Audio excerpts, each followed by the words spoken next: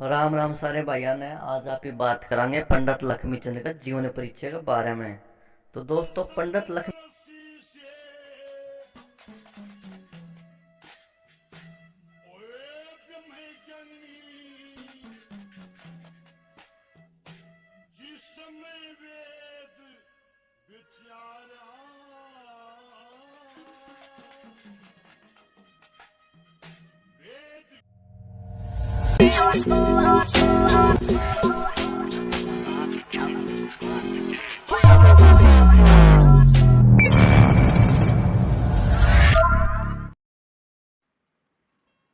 राम राम सारे भाइयों ने आज आप ही बात करांगे पंडित लक्ष्मीचंद का जीवन परिचय के बारे में।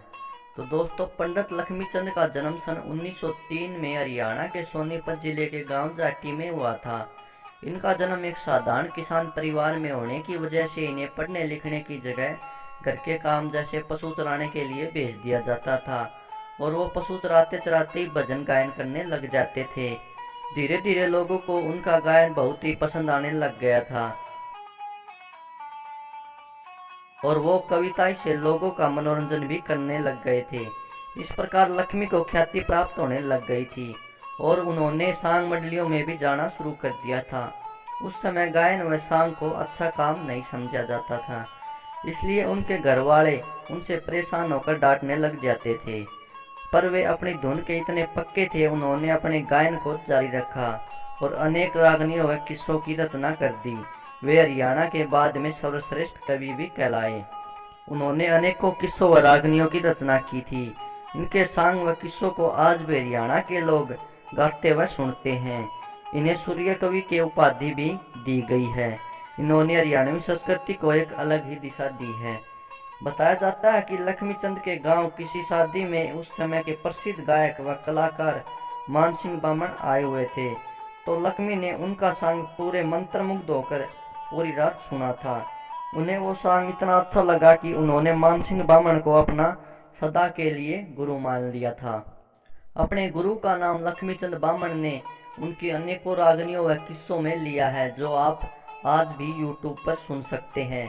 पंडित जी ने गुरु मानसिंह की आराधना करते हुए बड़े ही सुंदर काव्यों की रचना की है।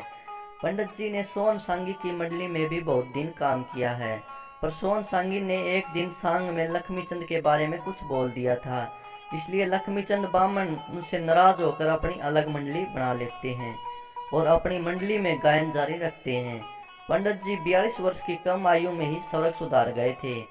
इन्होंने अनेकों प्रमुख सांग जैसे नल दमयंती, भगत पूर्णमल, सेठ ताराचंद, मीराबाई, सत्यवान सावित्री, नौटंकी, राजा भोज, राजा हरिश्चंद्र, शाही लकड़ा, चाप सिंह, पद्मावती और हीरांजे जैसी अनेक किस्सों व रागनियों की रचना की है। बताते हैं लक्ष्मीचंद के कंठ में मां सरस्वती का वास था। कम शिक्षित व पढ़े लिखे न होते हुए भी उन्होंने वेद शास्त्रों का ज्ञान लिखा व गाया है। कहते हैं लक्ष्मीचंद तुरंत कविता की रचना कर देते थे।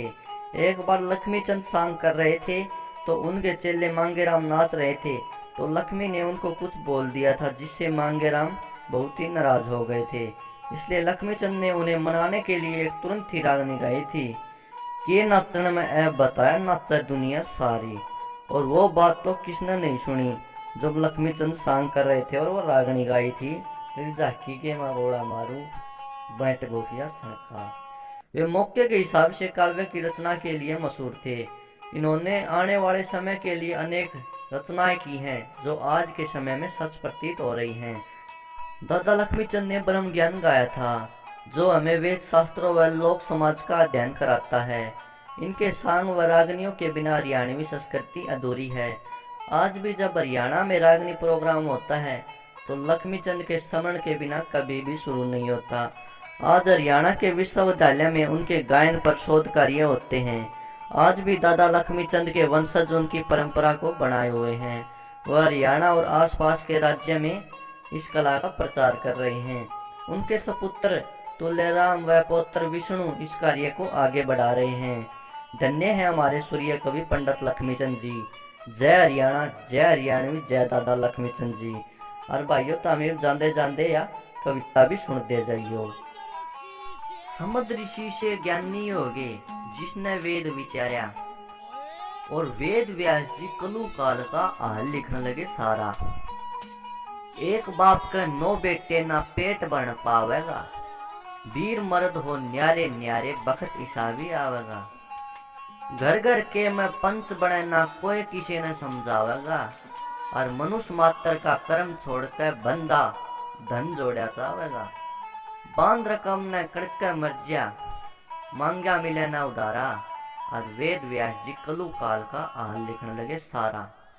दूसरी में एक है, धन के वे बन जाएंगे पाप की जीत रहेगी, खान पान पहरान बदल जा ना कुल की रीत रहेगी।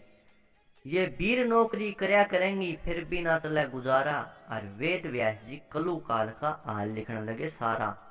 तीसरी में एक है, सारे का हो पाप कलु का ना कोई घर बच्चा पावेगा, मांस मदिरा नशे का खाना ना कोई कति शर्मावेगा।